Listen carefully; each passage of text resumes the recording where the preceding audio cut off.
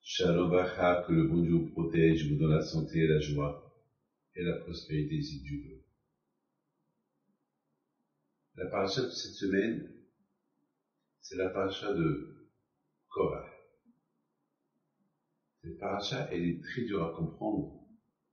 Comment on peut expliquer un homme tel que Korah, un homme qui était un tzaddik. D'ailleurs, même le Arizal HaKadosh dit que lorsque Mashiach va venir, Aaron à Cohen, il va céder sa place à Korah.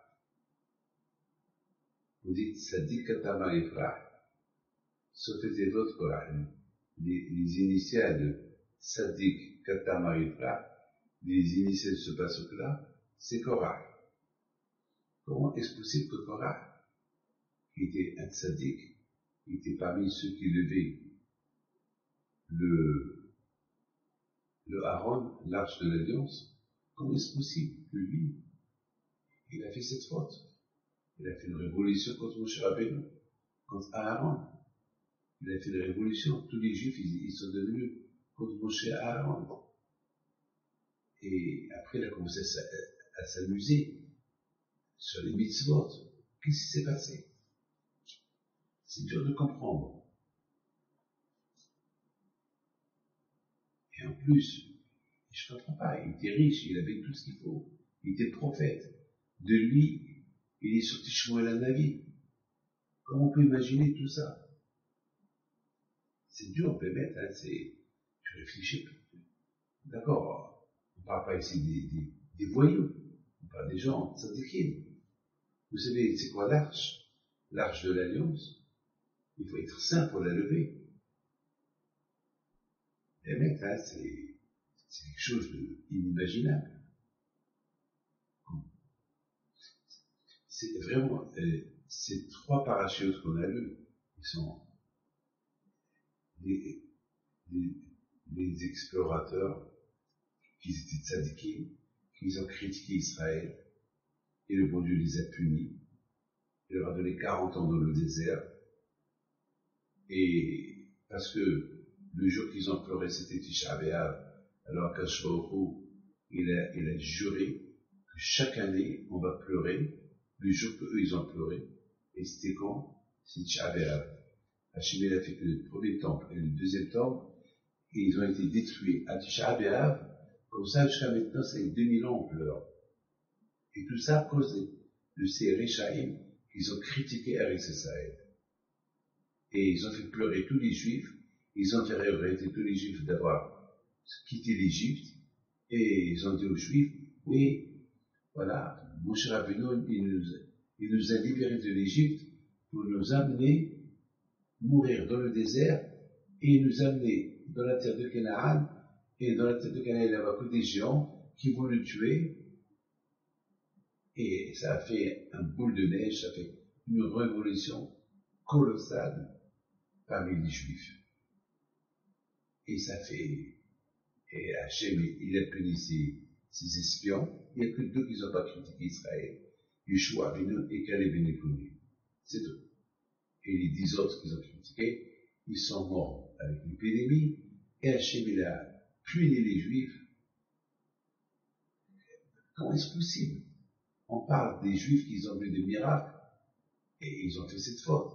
Korah, avec tout ce qu'il a vu, il sait que c'est Hachem qui a choisi Moshe et Aaron.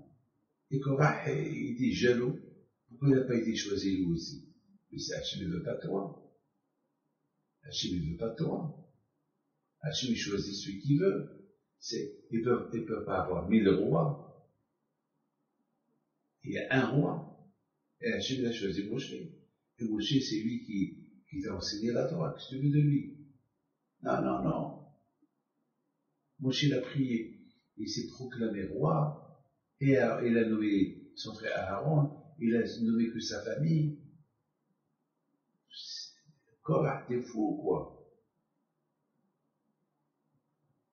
Et aussi, on a lu dans la paracha de Bé'alotra, comme les Juifs, ils ont commencé à pleurer à cause de la viande. Vous imaginez des Juifs qui ont vécu,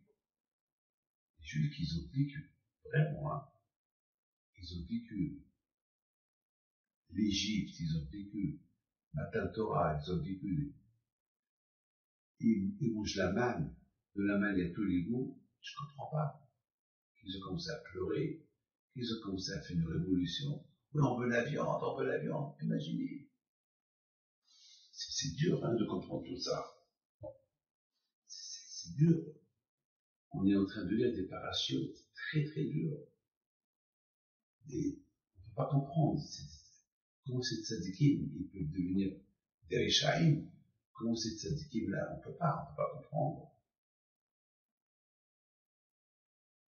Et surtout, ils sont en train, tous les Juifs, ils étaient dans le désert, ils voyaient Dieu, ils voyaient la présence d'Hachem, ils voyaient des miracles, ils voyaient tous, je sais pas, comment on peut être. Mais la plus grande question que j'ai, est-ce que la Torah elle avait besoin de nous écrire toutes ces histoires?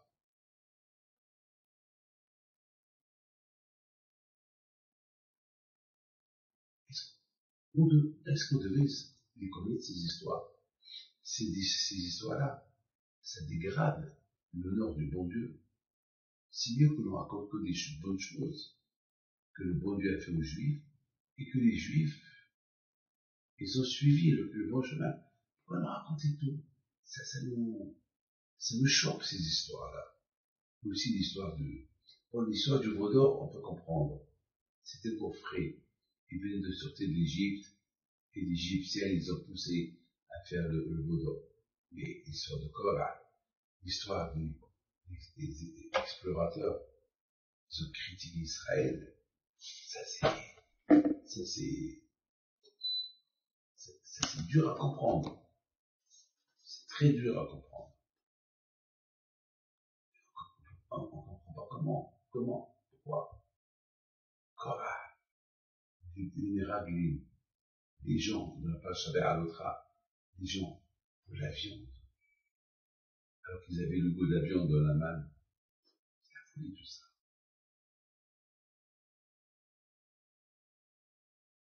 Les amis, je dois vous dire quelque chose. On a un but dans la vie. Chacun, il a un but.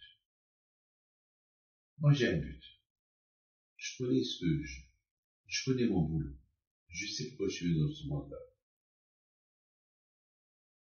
Je sais que je suis pas là pour m'amuser. Je suis là pour Hachem.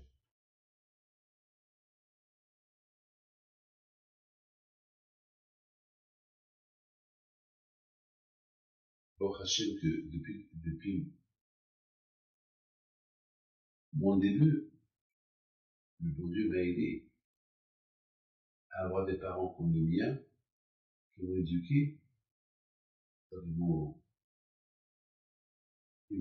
ils ont raccourci le parchemin, le temps de la recherche dans le judaïsme. Le fait qu'ils ont inculqué les mots en moi, j'ai gagné beaucoup de temps. Et ceux, malheureusement, qui vont grandir dans une famille pas religieuse, il n'y a pas de témoignage, il n'y a rien du tout. C'est à eux de chercher pour découvrir ce qu'ils sont. Bon. Et après, peut-être, ils vont rattraper tout le temps perdu. Bon, Hachem, parfois je pense à Tzidora. Parfois je pense à Rachel, Léa, Rivka, qu'ils ont grandi dans des endroits d'idolâtrie. Comment ils ont découvert Hachem? Ben, c'est des recherches qu'ils ont fait. Vous savez, aujourd'hui, on découvre la bombe atomique. On découvre le high-tech. On découvre des choses magnifiques avec des recherches. Avec des recherches, toujours il y a quelque chose. Et sur cette quelque chose-là, on a des idées sur avoir autre chose. il y a des gens qui inventent des applications, et des choses humaines, comme par exemple l'idée de Waze, et l'idée de plein de choses. Aujourd'hui, plein, avec le Waze aujourd'hui, tu arrives tout de suite à destination. Aujourd'hui, avec le radar, tu détectes l'ennemi, tu détectes n'importe quoi avec le radar. Des découvertes, des recherches, mais toujours c'est des recherches sur la chose existante. Tu vois la chose, tu vas au téléphone et tu fais des recherches. Au lieu que ce téléphone soit comme ça, eh ben, on peut le faire comme ça. Au lieu qu'il n'y a que ces applications, on peut mettre 1000 applications, enfin 1000 choses, 2000 choses, 3000 choses. Et la recherche, elle est monstre. Mais d'une chose existante, on a des idées. Il y a le monde qui existe. On peut pas avoir l'idée des recherches qui a créé le monde. Pourquoi les gens s'en foutent? Pourquoi les gens ne cherchent pas? Qui a créé le monde? Sur le monde existant, ils cherchent des choses qui n'existaient pas, des choses qui existent. Mais celui qui a créé le monde, c'est le plus important. Faites des recherches. Qui a créé le monde? Au lieu de faire des recherches, qu'est-ce qu'on peut faire d'une pierre? Mais je fais des recherches. Qui a créé la pierre? Qui a créé la pierre? Qui a créé le monde? Au lieu de chercher une étoile, elle est née. Parce que beaucoup des étoiles ont été détruites, et de ces étoiles détruites, il y a tous les déchets de ces étoiles détruites, il y a une étoile qui va naître. Mais toutes ces pierres détruites d'une étoile et qui vont reconstituer une autre étoile, d'où sont venues ces pierres? Qui les a poussées? Qui a créé ce gaz? Qui a créé l'atmosphère? D'où? Les gens sont bêtes. Ils ne veulent pas faire de recherche. Vous savez pourquoi? Parce que s'ils font des recherches, ils vont être obligés à avouer qu'il y a un Dieu. Et ça les arrange pas. Les gens préfèrent rester dans l'ignorance. Malheureusement. C'est pas.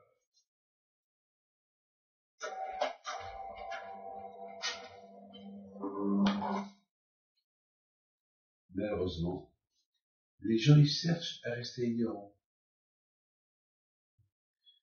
Ils ne veulent pas trouver le Hémet. Vous savez, le Tsara est très fort. Le Tsara, au moment qu'il te voit, que tu te détaches d'un centimètre du bon Dieu, il te fait rentrer des idées dans ta tête. Les pétahatatoretz. Regardez Adam et Hava. Il n'y avait pas de Tsara encore.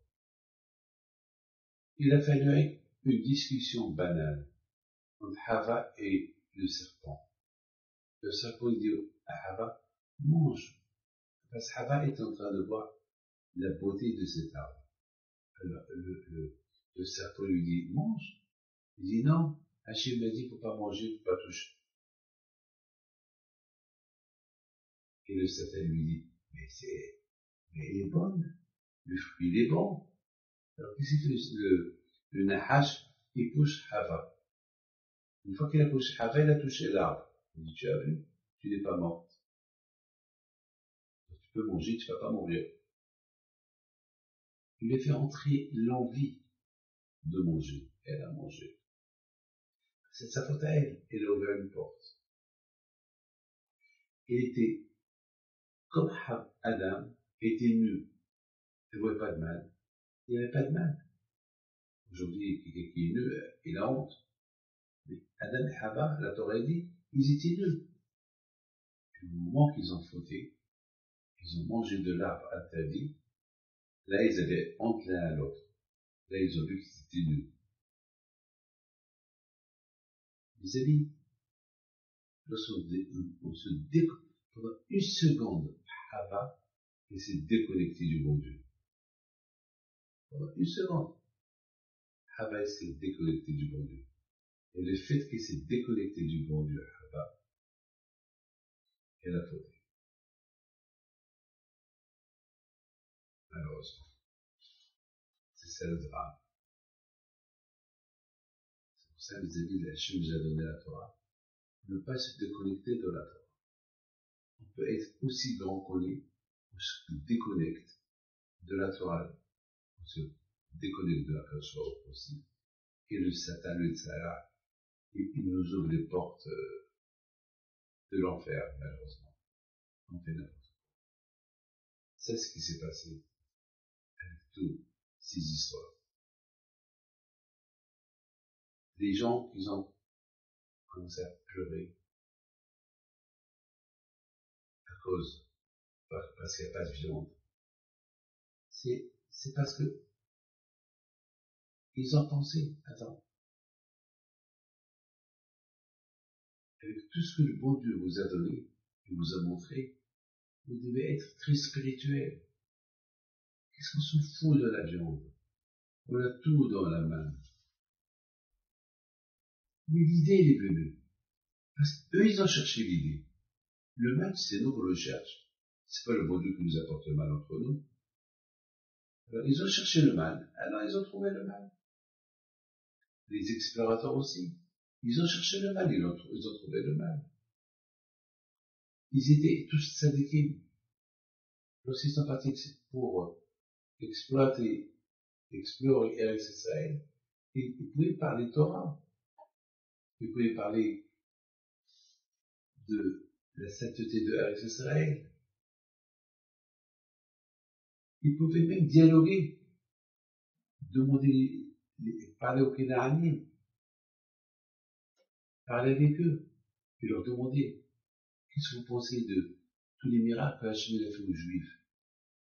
Eh ben, ils vont raconter qu'ils ont peur. Celui qui veut renforcer ses émonas, il parle.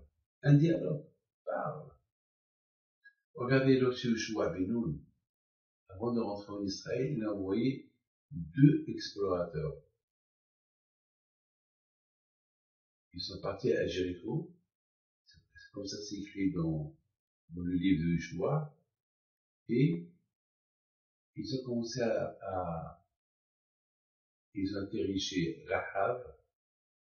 Et Rahav, il les a cachés pour ne pas qu'ils soient attrapés. Et après, elle leur a dit, vous savez, Hachem va vous donner cette terre. Quelle chance vous avez, que vous avez un Dieu. C'est la folie. Rahab, il leur a dit. Et après, Rahab est devenu juif. Il s'est converti au judaïsme. Ils sont sortis d'elle des Kohanim, des Nolim et des prophètes. Comment Rahab, qui était Goya, elle a parlé du bon Dieu. Elle dit, il n'y a pas comme votre Dieu, le Dieu des dieux, qu'il est au-delà du ciel. Et il est au-delà du ciel et au-delà de la terre. C'est le Dieu sur le monde entier. Mais comment Rahab est arrivé à parler comme ça sur le bon Dieu? Mais même Yitro, il a démontré, il n'y a pas un Dieu comme le Dieu d'Israël. J'ai été idolâtre à tous les dieux. Et j'ai remarqué qu'il n'y a que Dieu qui existe. C'est parce qu'il a réfléchi. Lorsqu'on réfléchit, on voit la vérité. C'est que nous, on ne va pas réfléchir. On ne va pas faire des recherches. Alors on reste dans le mensonge. Rahab, il y a ceux qui disent qu'il était prostituée. Zona. Elle habitait à la porte de la muraille de Jéricho. C'est-à-dire que tous les hommes venaient chez elle. Il y a ceux qui disent qu'elle vendait des maisonnotes. Elle vendait des gâteaux. On ne sait pas. Bien sûr. Chaque rabbin, il dit comme ça. Mais de toute façon, qu'elle soit prostituée, qu'elle soit une vendeuse de gâteaux, il a découvert le bon Dieu. Comment il a découvert le bon Dieu? La recherche. Il a vu les miracles qu'il a fait aux Juifs pendant 40 ans dans le désert, la sortie de l'Égypte. Kératien souffre. Lorsque les Juifs ils ont traversé la mer, le monde entier a entendu ça. Mes amis, ça suffit pour elle pour devenir juif. Comme il trouve, celui qui cherche la vérité, il trouve la vérité. Celui qui cherche le mensonge, il trouve le mensonge. Mes amis, Korah était de se dire Korah. Mais à un moment donné, une porte de haine, de jalousie, d'orgueil, c'est logique. C'est ouvert dans sa tête. Enlève-la. Non, il l'a laissé. Il l'a laissé. Le fait qu'il l'a laissé, il lui a apporté un bobo. Et il est devenu un autre. C'est comme ça, mes amis, un cancer Dieu vous en préserve. Il commence petit, si on ne l'élimine pas tout de suite, il grandit. On a une femme hier, pour Hachem, grâce à Dieu, elle nous a annoncé qu'elle avait la maladie, et c'était vraiment la peur. Ils ont vu une masse quelque part, donc on a prié pour elle, et grâce à Dieu, les résultats, c'était localisé quelque part. Bon, Hachem, c'est pas, la maladie n'a pas été dans tout le corps, uniquement quelque part, ils vont l'opérer. Les amis, c'est comme ça. Une maladie tout de suite, et lorsqu'elle est localisée, lorsqu'on la prend à temps, on la guérit. Mais sinon, elle va s'étendre dans tout le corps, c'est fini. Il n'y a plus rien à faire. Au moment qu'un juif, il a commencé à pleurer, à critiquer la manne, il va vite le taire. Mais personne ne l'a fait taire. Alors, c'est parti au bol de neige que tout le monde a commencé à pleurer, à crier pour on veut la viande, on veut la viande, on veut la viande. Et de même aussi, ces explorateurs, Sirek, au départ, ils ont parlé un peu d'Ivrei Torah. Les mitzvot qui sont reliés à la terre d'Israël, ils ne vont pas critiquer Israël. La Torah va les aider à parler que du bien sur Israël. Mais le fait qu'ils se sont ouverts, un, il a commencé à critiquer, l'autre, il a continué, et à la fin, ils ne se sont pas arrêtés, et c'est comme ça. Vous savez, mes amis, une fois j'ai expliqué, j'ai dit que la médisance, au départ, on critique quelqu'un, un tout petit critique. L'autre il ajoute, l'autre il ajoute, l'autre il ajoute, l'autre. Après, ça devient une histoire qui n'a jamais existé. Il y a eu un divorce, il y a 2 semaines, un divorce qui ne devait pas avoir lieu. C'est parce que le mari l'a cru, et chacun de sa famille a ajouté contre sa femme, mensonge sur mensonge, jusqu'à qu'il ait été divorcé. Et finalement, il a réalisé maintenant que tout c'était du mensonge. Il n'y avait rien pour divorcer. Mais c'est trop tard. Tellement qu'il était dégoûté, il a donné le guet, il a vite fait les choses, vite. En un mois, ça y est, tout était. Lorsqu'il a vu la vérité, lorsqu'il a découvert la vraie vérité, la femme ne peut plus retourner avec lui. Elle ne peut pas le voir. Aujourd'hui, il souffre. Et vous savez, la souffrance est encore plus grande. C'est parce que ça fait à peine qu'il a divorcé, sa femme, déjà il entend qu'elle a des demandes de mariage. Déjà tout le monde veut la marier. Alors là, c'est encore pire. C'est encore pire. Je voudrais pas être à la place de Korah. Je voudrais pas être à la place de ces explorateurs. Et je voudrais pas être à la place de ces gens qui ne commencent à pleurer pour des bêtises, pour la viande, alors qu'ils ont la viande. Rien que pour le plaisir de faire une guerre contre le bon Dieu. Comme je vous ai expliqué, tout commence avec un peu. Le mal commence avec un peu. Vous savez, mes amis, vous mettez une tache noire sur un papier sopalin, vous voyez que la tache noire et sur le sopalin, sur le papier, vous voyez que la tache, elle grandit, elle grandit, elle grandit, elle grandit. Alors que toi, tu as mis là une petite tache, mais après, elle grandit. Et c'est comme ça, mes amis. Le mal, il commence par un peu. Alors, il faut éviter ce peu-là. Parce que le mal, lorsqu'il commence avec un peu, et on sait, on est conscient que c'est du mal. Alors, tout de suite, essaye de le stopper. Arrête-le. Lorsque tu l'arrêtes pas, et tu continues, un pantalon qui est un peu déchiré, si vite tu le répares pas, eh ben, il va continuer à se déchirer. Après, tu auras honte de marcher avec. Tout de suite, il faut le coudre. Adam et Hava, ils ont commencé. Ils savent qu'ils doivent pas manger ce fruit-là. Ils savent que le nahash, il est malin. Le serpent, il est malin. Il faut l'éviter. D'accord, Hava, tu l'as pas évité. Très bien. Tu as commencé à discuter avec lui. Ne rentre pas dans son jeu. Non seulement qu'elle est rentrée dans son jeu, elle a mangé, et elle a poussé son mari à manger avec elle. Elle a donné aux animaux aussi. Chef, parce que lorsqu'on rentre dans le mal, on ne sait pas comment s'arrêter du mal. Il y a deux solutions. Éviter le mal, ne pas l'approcher, ou bien si jamais tu l'as approché, il faut savoir quand s'arrêter. C'est comme quelqu'un qui va au casino. On sait très bien que le casino, celui qui joue au casino, il perd. Il perd. On n'a pas vu des gagnants au casino. On a vu que des gens qui ont perdu.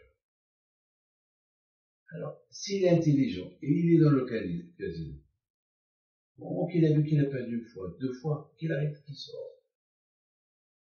Bon, il a gagné. Pour moi, il a gagné. Le fait qu'il n'a pas perdu, il a gagné. Il a gagné ce qu'il n'a pas perdu. Mais s'il reste, il va tout perdre. Il va sauter, il n'aura même pas d'argent pour prendre un taxi pour rentrer chez lui.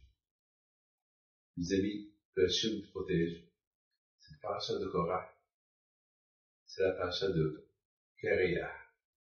C'est quoi Kereah? Chauve. C'est quoi chauve? Quelqu'un qui n'a pas de cheveux. Mes amis, c'est ce qui s'est passé à Korah. Il était plein de cheveux, après il est devenu chauve, il a tout perdu. Et sa richesse, et sa Torah, et tout, la terre s'est ouverte et l'a englouti. Il est devenu Kereah, il est devenu chauve de tout, plus de cheveux, aucun cheveu, rien, gras, rien, aucun cheveu. Donc ça s'appelle Korah.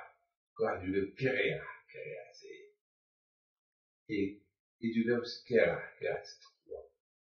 L'histoire de Korah nous refroidit. Il nous donne la chair de poule. Il nous apprend comment il était plein de Gdusha, plein de tzidkut, plein d'argent, plein de tout, et tout perdu. Dommage. Je termine avec une phrase magnifique. Ruth et Naomi. Naomi, c'est une femme tzadékette. Et Ruth, vous la connaissez, c'était une goya, la fille d'un roi, qu'il a lâché toute la richesse de son père, de sa mère, et elle a suivi Naomi. Alors que Naomi était pauvre, elle n'avait rien du tout. Et Naomi, il a dit, ma fille, ne viens pas avec moi parce qu'il n'y aura rien du tout avec moi. Non, ton Dieu c'est le mien, ton peuple c'est le mien, ta terre c'est ma terre, je ne veux pas rester là. Elle a tout lâché, comme Yitro, il a tout lâché. Et Yitro est devenu la plus belle paracha de toute la Torah, elle prend son nom. Il était le bien-aimé, c'est ça qu'on appelle le bien-aimé du bon Dieu, Chobab. Et il y a plein de choses qu'on apprend de lui. Il a tout lâché, tout le monde matériel pour le bon Dieu. Et Ruth de même, une convertie. Elle a tout lâché pour s'accrocher au judaïsme. Et Mashiach sort d'elle. Et David Amelech est sorti d'elle. Et elle a marié à la fin Boaz, qui était le juge d'Israël. Vous vous rendez compte? Où est arrivée Ruth? Elle était princesse, elle a tout perdu. Elle a commencé à vivre comme une pauvre. Elle a fait des efforts que pour Hachem. Et voilà la récompense que le bon Dieu lui a donnée. Hachamim me disent que Ruth, elle est restée vivante jusqu'à qu'elle a vu Shlomo HaMelech assis sur le trône d'Hachem. Quelle récompense! Ruth, c'était comme une bougie. Elle a une bougie. Elle a pris de Naomi. Prends la première lettre de Ruth et la première lettre de Naomi. Resh et Nun, c'est Ner. Ner, ça veut dire une bougie. Prends la dernière lettre de Naomi, c'est Yud. Prends la dernière lettre de Ruth, c'est Tav. Yud et Tav, c'est la gematria de Kadosh, saint. Ner Kadosh, une bougie sainte. C'est la folie. Une bougie sainte.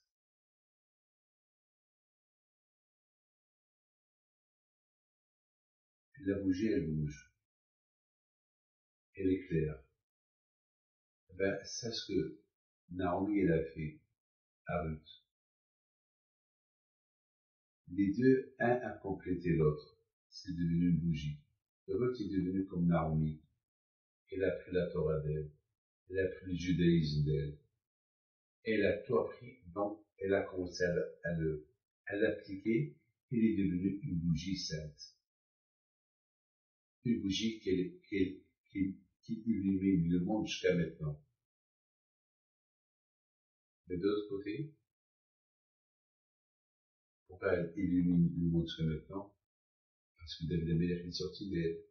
Il écrit Tehillim, de Mashiach va venir. C'est notre espoir. Et qui était la sœur de Ruth? Orpha. Sa sœur jumelle, ou sa sœur.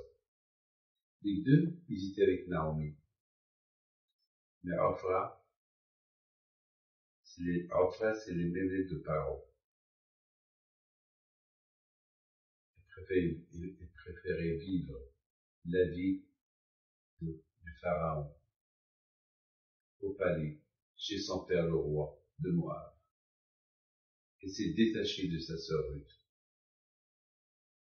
Et Orpha, ils sont sortis d'elle, Goliath. Mais ils sont plus là. Et Ruth, qui a fait des efforts, qui voulait être une bougie vivante, une bougie qui éclaire, qui illumine, une bougie sainte, voilà ce qui est devenu aujourd'hui. Mes amis, Ruth et Orpha, ils étaient sœurs. Il y a eu une petite chose qui s'est passée entre les deux. Au moment que Naomi leur dit, stop, vous retournez chez vous, parce que moi je vais retourner chez moi en Israël. Ruth, elle a dit, je vais avec toi. Après, il a dit aussi, je vais aller avec toi. Naomi dit non. Avec moi, il n'y a rien. Je suis pauvre. Après, elle a eu peur. Elle a vu déjà le mal arriver. Elle est partie chez elle. Elle a pris avec elle tout le mal. Tout ce qu'elle a pris de Naomi est tombé à l'eau. Ruth, non. Elle voyait le bien. Elle n'a pas vu le mal. Elle n'a pas vu la pauvreté comme mal. Elle a vu la pauvreté comme bien parce que, avec la pauvreté, il y a le judaïsme. Alors, elle est devenue ce qu'elle est devenue. Et là, quand je peux la donner, dans la vie de chacun de nous, il y a un moment de ce qu'on appelle un moment que on doit prendre la décision. Ou vers la droite ou vers la gauche. Ou va être entier, ou va être zéro. Et c'est la décision. Ou tu peux tout gagner, ou tu peux tout perdre. Non, Ophra, il était avec Naomi des années. Il savait qu'il y avait beaucoup à gagner avec elle. Mais pas le matériel, le spirituel. Mais c'était dur pour elle. Il a choisi la gauche. Ruth, avec tout ce qu'il a pris de chez Naomi, ben c'est le moment de l'appliquer. Maintenant ou jamais.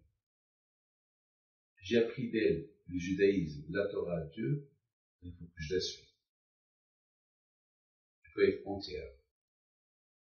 Elle aussi, elle avait des idées, mais tout de suite, elle a effacé les mauvaises idées pour suivre Naomi.